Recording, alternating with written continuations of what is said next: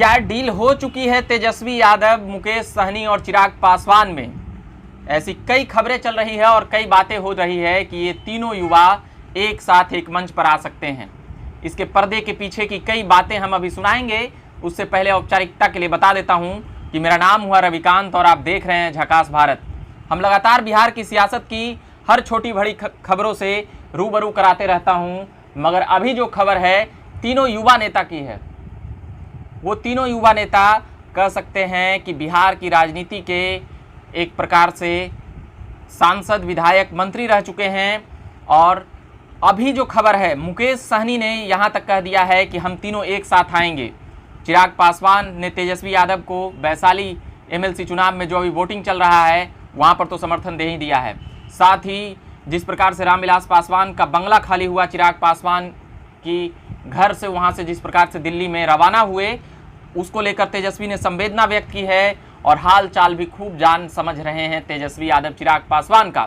तो ये तीनों नेता क्या खिचड़ी पका रहे हैं बिहार की राजनीति में?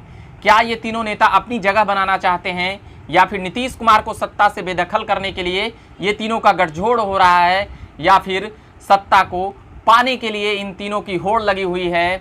उसमें तेजस्वी यादव के पास 74 विधायक हैं, सहनी के पास एक भी विधायक नहीं है, चिराग पासवान के पास भी एक भी विधायक नहीं है।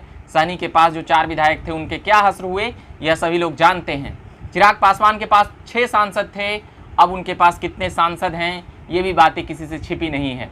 एक जो खाता खुला था वह विधायक भी किस ओर हैं ये पूरा बिहार जानता है कि नीतीश कुमार ने अपनी राजनीतिक, कह सकते हैं कि राजनीतिक चालबाजियाँ या फिर तजुर्बा से वह किस प्रकार से विधायक और सांसदों को मिलाते हैं और तोड़ते हैं, ये बातें बीजेपी और जदयू भरसक जानती है। तो क्या इन तीनों नेता को एक मंच पर कुछ ही समय में बिहार के लोग देखेंगे? ऐसा कयास कई जगहों से लगाया जा रहा है और कई जगहों पर किया जा रहा है। मगर ये तीनों अगर साथ आते भी हैं तो कह सकते हैं कि तीनों युवा हैं, तीनों के पास क्षमता है, क्योंकि एक के पास 2 बार सांसद रह चुके हैं चिराग पासवान, और तेजस्वी यादव तो बिहार के उप मुख्यमंत्री रहे हैं और बिहार में अभी दूसरी सबसे ज़्यादा विधायक रखने वाली पार्टी राष्ट्रीय जनता दल है। वहीं मुकेश सहनी अभी छोड़ कर गए हैं, अभी निकाले गए हैं, कह सकते हैं कि नीतीश कुमार के मंत्रालय से। तो अभी बिहार सरकार में 1.5 साल, सवा साल मंत्री रह चुके हैं और एमएलसी तो अब उनकी समाप्ति ही है, और वो तमाम चालबाजियों को बिहार की राजनीति में वो लगातार समझ रहे हैं। और बोचहा विधानसभा में अनेक विरोधों के बाद भी वह एनडीए के खिलाफ कैंडिडेट देने में कह सकते हैं कि सक्रिय हो गए और रवई राम की बेटी को वहां पर उतारे हैं, गीता देवी।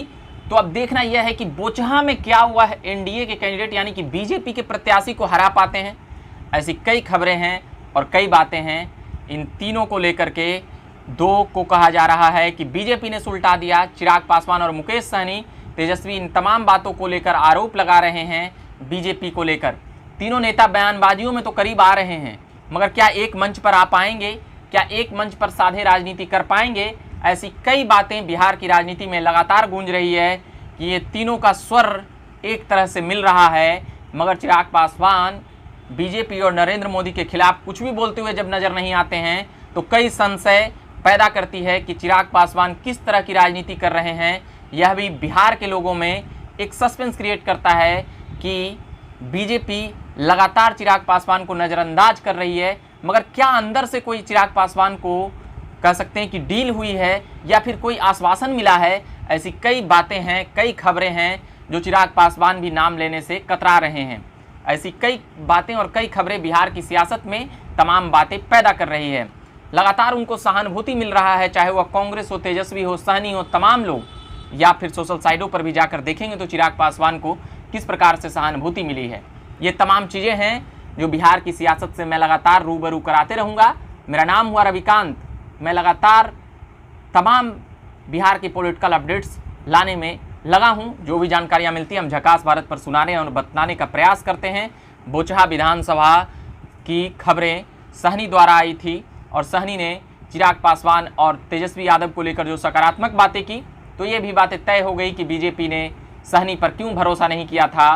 राबड़ी देवी का बयान सहनी को लेकर सही नहीं है, यह भी बातें हैं। आरजेडी के नेता भी कह रहे हैं सहनी को जैसी करनी वैसी भरनी। तमाम बातें सहनी सुन चुके हैं। क्या इन बातों को सुनने समझने के बाद भी महागठबंधन का हिस्सा बनेंगे? मगर जो अभी बहुत बड़ा प्रश्न है कि अभी कोई ऐसा नज़दीक में चुनाव नहीं है, लोकसभा चुनाव भी 1.5-2 साल बाद है और विधानसभा तो अभी 3.5 साल देर है।